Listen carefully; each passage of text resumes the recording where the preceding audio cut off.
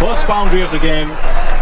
Kenya के इन दोनों opener बल्लेबाजों ने अपने टीम को एक सधी हुई शुरुआत दिलवाई।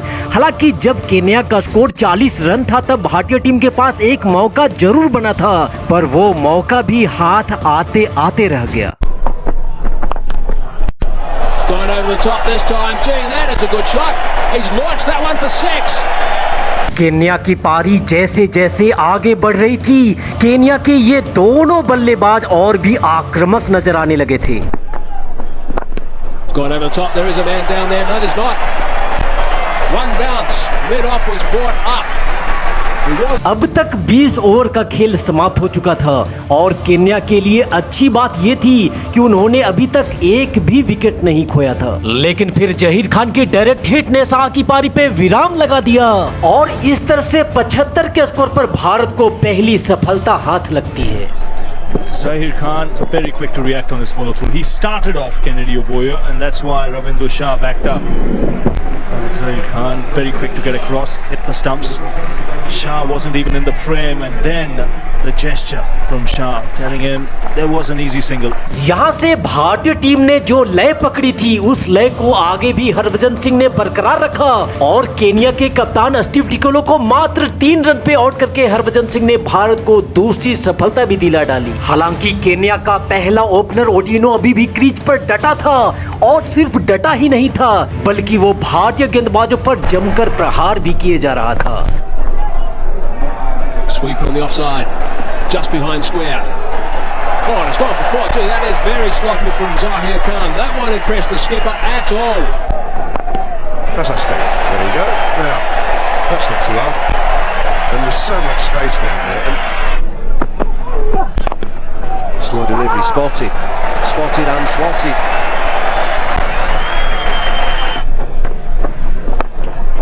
It's in the air, it's deep in the air, there's fielder underneath it. It would have been a magnificent catch. It's gone to the boundary. Is it 6? It's 50, the third one. Cracking shot through the offside. They go all the way for 4.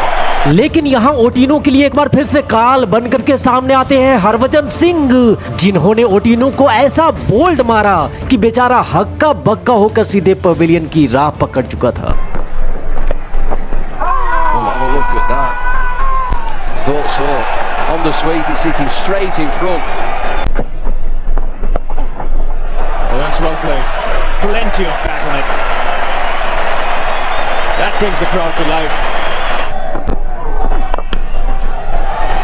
That's a good hit, but he's timed it too well. He's found the man at long on. Tendulkar making no mistake. It's the slower ball again.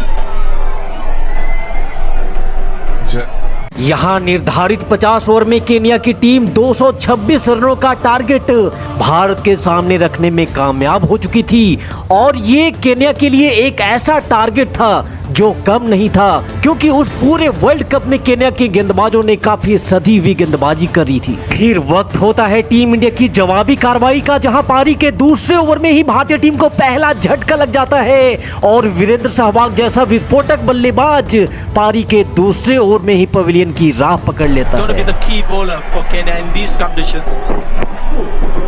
Tries to play on the up, that's his natural game.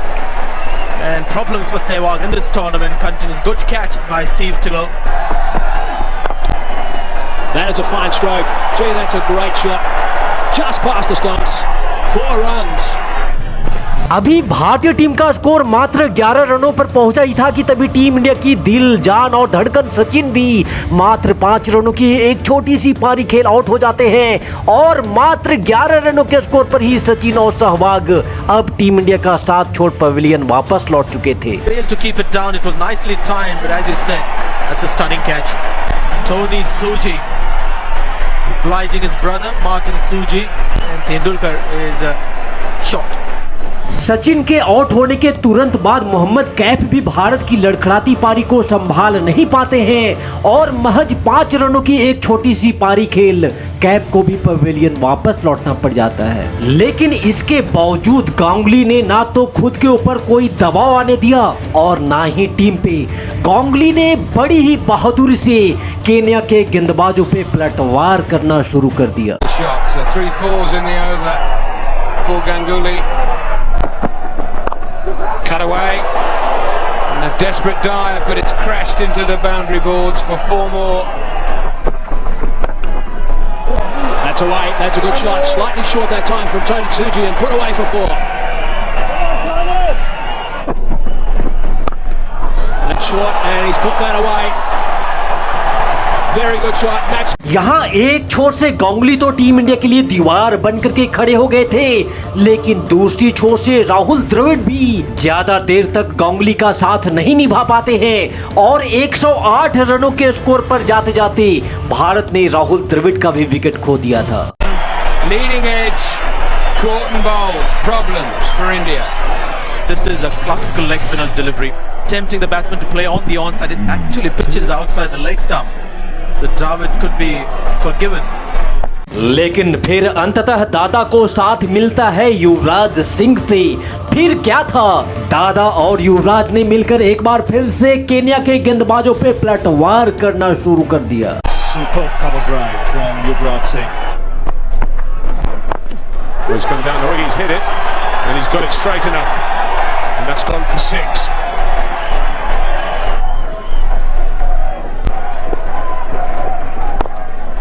There it is. His 21st one-day international 100. Goes to number 2 in the all-time list. On the balcony. Pulled it away. It's into the gap. And it's 4 more. युवराज के इस कड़ाकेदार चौके के साथ ही score level हो चुका था और अब भारत को जीत के लिए मात्र 1 रनों की जरूरत थी और फिर युवराज सिंह के बल्ले से निकले इस कड़ाकेदार विजयी शॉट के साथ ही भारत ने 6 विकेट से इस फंसे हुए मैच को जीत लिया था। तो जिस तरह से इस फंसे हुए मैच में दादा सौरभ गांगुली ने भारतीय टीम को संकट से निकालकर शतक बनाते हुए इस मैच को जिताया है, दादा सौरभ गांगुली की इस विस्फोटक मैच जिताऊ पारी के नाम इस वीडियो पे एक लाइक जरूर दीजिएगा और जाने से पहले हमारे चैनल को भी सब्सक्राइब करते हुए जाइएगा। इस वीडियो में अंत तक हमारे साथ बने रहने के लिए आप सभी मित्रों को बहुत बहुत धन्यवाद। जय हिंद, वंदे मातरम।